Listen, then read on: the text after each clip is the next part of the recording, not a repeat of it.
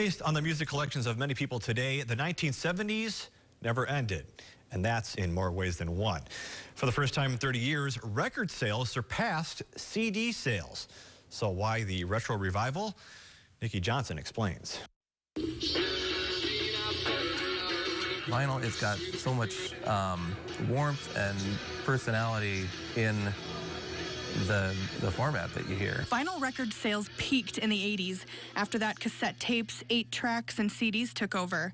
But in 2019, people bought $224 million worth of vinyl records. That's the first time since 1986 records outsold CDs.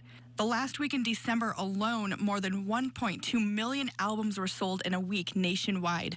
That's the most since 1991. I think vinyl sales have been growing for quite a while, over the last decade or so.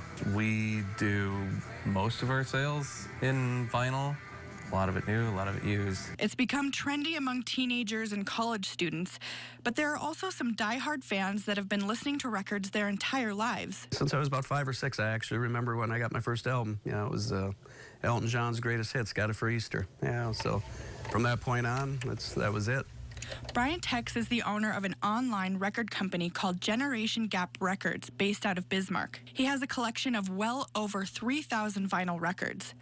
Tex says music connects the young and older generations, and the difference between CDs and records is the nostalgia. And just kind of, I think the sound is a lot better, I really do, I think, versus a CD. And I think CDs are kind of boring. Whether it's Queen, Dr. Dre, or Guardians of the Galaxy, every generation is affected once the needle is dropped.